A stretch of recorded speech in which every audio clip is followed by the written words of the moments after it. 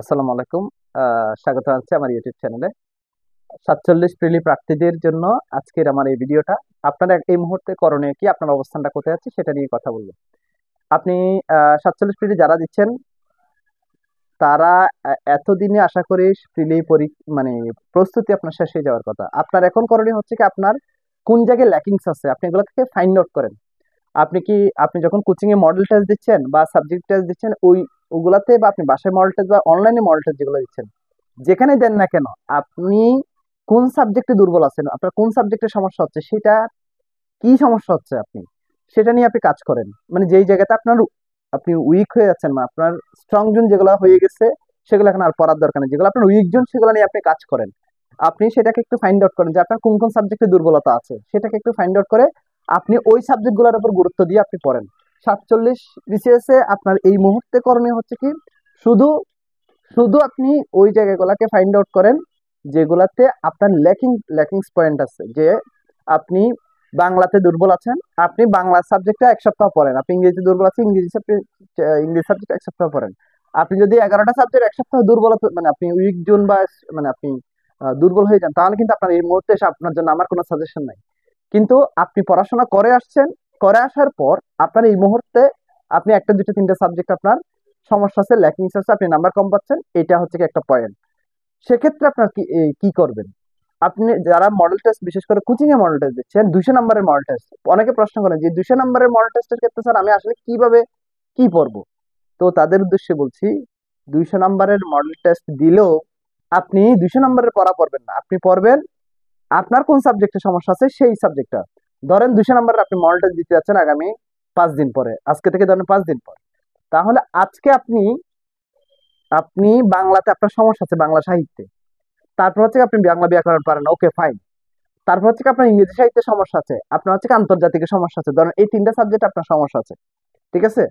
তো এখন আপনার টার্গেটটা হচ্ছে কি, আপনার বাংলা সাহিত্যে সমস্যা, আপনার আন্তর্জাতিকের সমস্যা, আপনার ইংরেজি সাহিত্যের সমস্যা, এই তিনটা সাবজেক্টের সমস্যা। তো আমি সাপোজ ধরে নিলাম, যদি এরকম হয়ে থাকে, তাহলে আপনি আগে একটা সাবজেক্ট আগে শেষ করেন। যদি মনে করেন যে বাংলা সাহিত্য আমি 3 দিনে পারবো পরে শেষ করতে, তাহলে পরে। আর যদি মনে করেন যে বাংলা সাহিত্য আপনার শেষ করতে এই 5 দিন লাগবে, সামনের যে মডেল টেস্ট আপনার আসতেছে সেটাতেই আপনি অ্যাটেন্ড করবেন, কিন্তু আপনি পরে যাবেন শুধু কি ওই বাংলা সাহিত্যের পার্টটা। কেন? এটা কিন্তু আপনাকে এই 5 দিনে ফুল অ্যান্ড ফাইনাল বাংলা সাহিত্যের পড়া আপনাকে পড়ে ফেলতে হবে। নেক্সট টাইম আপনি শুধু রিভিশন দিবেন, নতুন করে আর পড়া পড়তে পারবেন না। আমি মনে হয় বুঝাতে পারছি। আর যদি সময় থাকে, ধরেন আপনার হাতে মডেল টেস্ট 10 দিন সময় আছে পরের মডেল টেস্ট দেওয়ার জন্য, তাহলে আপনি দুইটা সাবজেক্ট বা তিনটা সাবজেক্ট কভার করবেন। আপনি বাংলা সাহিত্যের সমস্যা, ইংরেজি সাহিত্যের সমস্যা, আর হচ্ছে কি আপনার আন্তর্জাতিক সমস্যা। এই 5 দিন, যদি 10 দিন সময় থাকে, আপনি এই 10 দিন আপনি শুধু এই তিনটা সাবজেক্টে পড়েন। পরীক্ষা দিবেন আপনি 200 নম্বরের মডেল টেস্ট সব সাবজেক্টে, কিন্তু আপনি পড়বেন এই তিনটা সাবজেক্ট।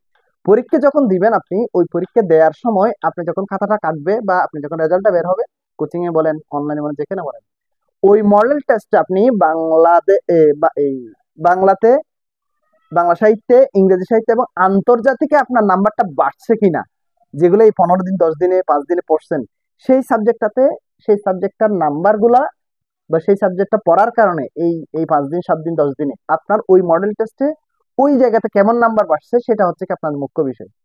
আপনি এখন যদি 200 নম্বরের মডেল টেস্ট পরীক্ষা দিয়ে গিয়ে সব সাবজেক্ট আপনি একসাথে গুলাই মেলায় পড়ে ফেলেন, তাহলে কিন্তু স্যার হবে না। সো আমি মনে হয় জিনিসটা আপনাদেরকে বোঝাতে সক্ষম হয়েছি। তারপরে কোনো প্রশ্ন থাকলে আপনারা অবশ্যই কমেন্টে জানাবেন। আপনার যেই পয়েন্টে যেই সাবজেক্টে দুর্বল আছেন সেই সাবজেক্টে আপনি এখন হাত দেন, এগুলাকে কভার করেন। হ্যাঁ, যেটা পারেন সেটা নতুন করে পড়ার দরকার নেই। তাহলে দেখেন, আপনি মডেল টেস্ট মনে করেন কোচিং এ 5 চলতেছে সাপোজ, অথবা কোচিং এ মনে করেন মডেল টেস্ট 4 চলতেছে, 4 নম্বর মডেল টেস্ট চলতেছে। 4 নম্বর মডেল টেস্ট আপনি বাংলা সাহিত্য, ইংরেজি সাহিত্য এবং আন্তর্জাতিক ক্লিয়ার করলেন, এইটা হচ্ছে আপনার গ্যাপ ছিল, সেটা ক্লিয়ার করলেন। মডেল টেস্ট দেওয়ার পর আপনি দেখলেন যে আবার অন্য দুইটা সাবজেক্ট আপনার কি গ্যাপ বের হলো, একটা ম্যাথে বের হলো, আর একটা ধরেন আপনার কম্পিউটারে বের হলো। তাইলে পরের মডেল টেস্ট দেওয়ার আগ পর্যন্ত আপনি ওই দুইটা সাবজেক্ট পড়েন। তাহলে এর পরের মডেল টেস্ট যখন আপনি দিবেন, তখন দেখবেন যে আপনার বিজ্ঞানের সমস্যা হচ্ছিল, কম নাম্বার পাইছেন, আবার ধরেন নৈতিকতা শাসনে কম নাম্বার পাইছেন, অথবা আপনি ইংলিশ গ্রামারে কম নাম্বার পাইছেন। যদি এরকম হয়, তাহলে ওই ওই মডেল টেস্টের পরে ওই তিনটা পড়েন।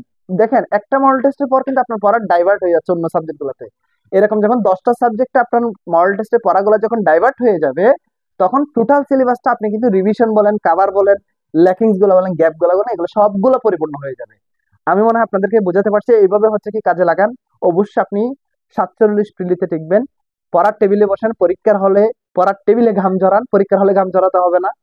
আহ আপনাকে কিভাবে বললে আপনি আপনি আপনি পরীক্ষায় প্রিলি পাস করে, আপনাকে কত সুযোগ, কত চান্স, কত সময় দিলে 47 প্রিলিতে আপনি পাস করবেন, আর কিভাবে আপনাকে আমি বললে আপনি পড়ার টেবিলে বসবেন, আমি জানি না। আমার কাছে সেই ইয়া নেই। আশা করি কিছুটা হলেও আপনার পড়ার স্পিডটা বাড়াবে। ভিডিওটা দেখে দ্রুত পড়তে বসুন।